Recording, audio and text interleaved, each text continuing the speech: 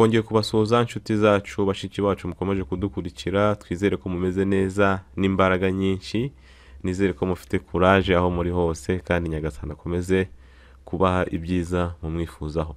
Tukaba rero dukomeje amasomo yacu ya Photoshop, tukaba rero tugenda turegeza ku musozo, tugatangira andi masomo y'izindi porogaramu. Igikoresho tugiye kurebera hamwe ni igikoresho cyitwa Spot Healing Brush Tool. Iyo ukanzeho kuri mouse cyangwa se kuri suri yawe iburyo hahita haza kano gatablo. Rero tugiye kurebera tugiye kwiga utu dukoresho tubiri twonyine, utundi ntago ari ngombwa cyane. Udukunze gukoreshwa cyane ni utungutu tubiri muri kubona hano, akitwa Spot Healing Brush Tool nakitwa Healing Brush Tool. Reka dutangire kuri aka kambere. Aka kambere icyo gakora karaza kakagira gute, kagasiba ibintu biri ku ifoto. Mu gihe wenda dushaka gusiba bino bintu, uno mukecuru yanditse hano, handitse ngo think outside the box, wenda tukabisiba tukarekeraho kano kantu ko hasi, turaza iyo dukanze hano kuri aka gakoresho, hano hejuru hahita haza settings, murazibona namwe. Iyo rero tuje hano, iki gikoresho nicyo gikoreshwa cyane, turaza tugaklika hano tugakandaho, aha ni size. Uko twongera hejuru niko aka kantu k'akazeru kiyongera, ubwo uko kiyongera niko kashobora kugera ahantu kure. Reka tukongere, urara ko kiyongereye kurushaho, nitwongera cyane karaba kanini, urara ko kabaye kanini cyane. Noneho kubera tugiye gusiba tuno tuntu izi nyuguti, ntago tukigira kinini cyane kino kizeru, ahubwo turakigabanyaho gakeya gutya numva bihagije, nka gutya.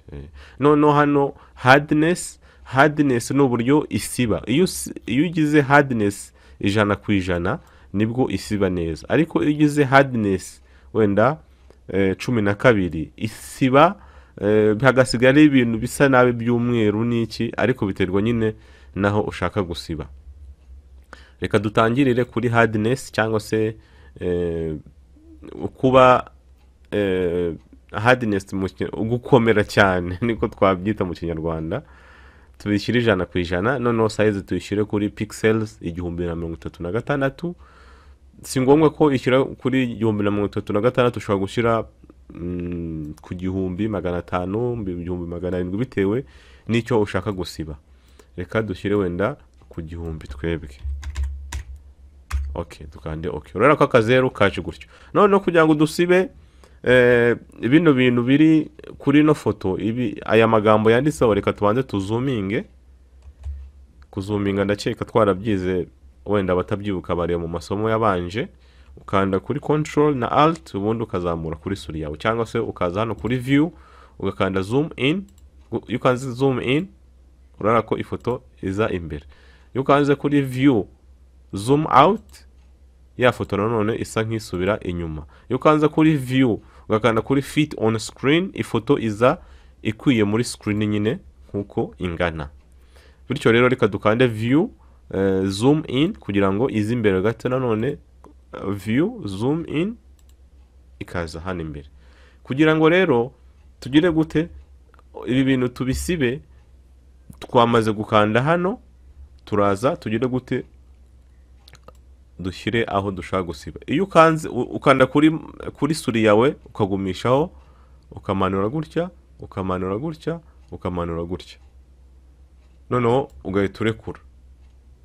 Iyo urekuye urareba ko bya bintu bihise bigenda, hasigaye kano naka tuze tukandeho gutya, duhita turekura. Urako wagira ngo nta kintu kigize kihandikwa.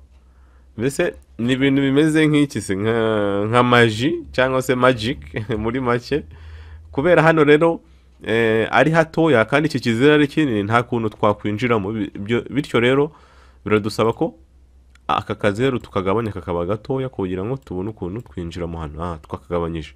Noneho tuze dukandeho gutya, dukandeho kugeza aho dushaka kugeza, turekure.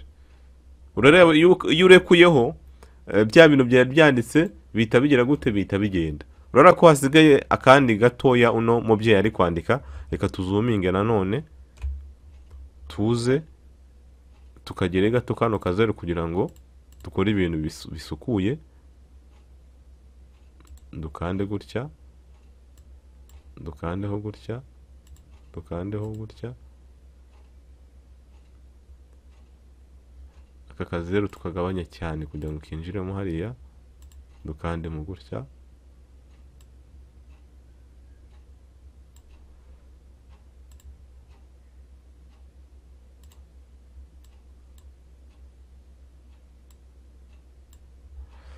Rero mu by'ukuri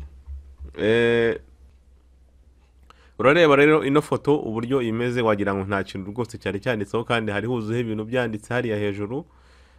Kugira ngo wenda tubibone neza, reka tugarure bya bintu byari byanditseho turebe uburyo bimeze.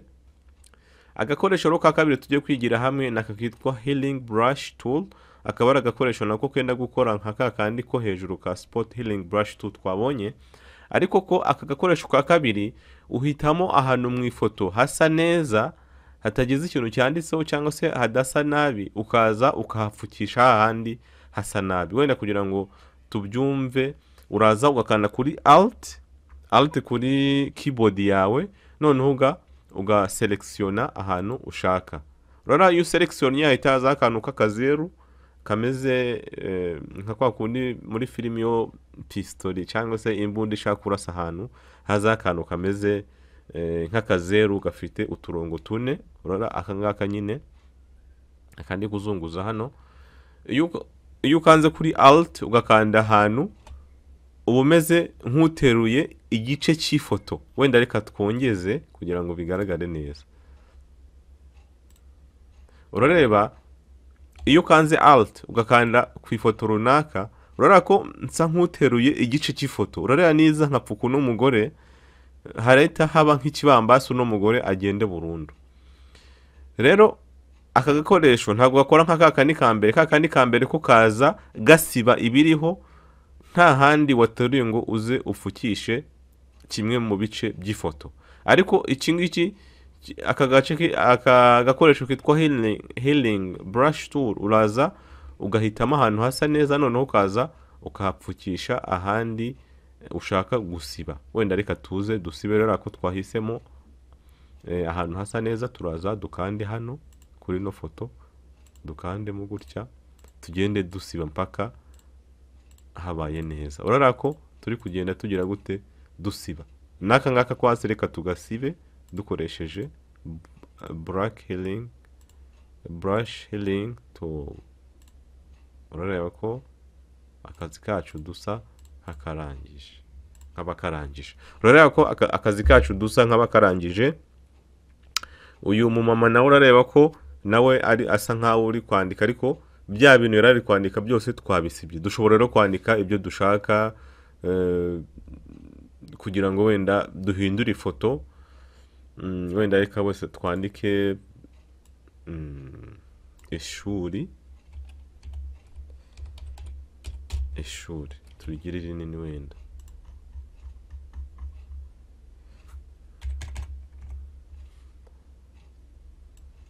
ishuri turigire rinini, duhitemo imeze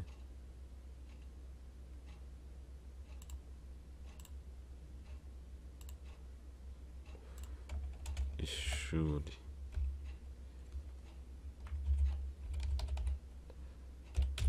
Duhitemo icyandikwa kimwe twize muri pirimeri, kwandika mu mukono. Urana no mugore dushobora kugira gutya,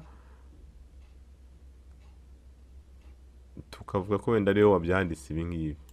Nyamara ntabwo ariwe wabyanditse. Kubera iki? Kubera twagize gute, twaje duhindura ibyo yanditse, turabisiba dushyiraho ibindi dushaka. Kugira ngo wenda bigaragare ko ari nk'ingwa, dushobora kuza tugafata brush hano, tugaselectiona iri bara, noneho tugasa nk'abagira gute, brush, tukaza tugaselekisiona hano kuri brush, tugashaka tugashaka nk'iyi ngiyi, tukaza tugasa nk'abasibamo ibintu gutya kugira ngo bimere nk'ingwa. Urareba rero naha tugasa nk'abasibaho gutya gake. Urareba bisa nk'aho bibaye nk'ifoto nyine isanzwe. Uyibonye ntabwo wamenya ko ari twebwe twabikoze. Kubera iki? Kubera twasibye bya bindi bya mbere tukaba dushyizeho ibyacu bya kabiri. Bityo rero reka twe gutinda kugira ngo isomo ritarambirana. Icyo nabasaba no gukora imyitozo myinshi kugira ngo mubashe kubikamirika ndetse mubashe kubimenya neza. Naho ubutaha mu yandi masomo, kandi ntimwibagirwe gukanda subscribe kuba atarayikora, ndetse mukande na notification kugira ngo nidushyiraho isomo rishyashya rijye ribageraho muri aba mbere. Kandi aya masomo muyasangize bagenzi bacu mubona ko yagirira akamaro kugira ngo duteze igihugu cyacu imbere. Naho ubutaha, ciao.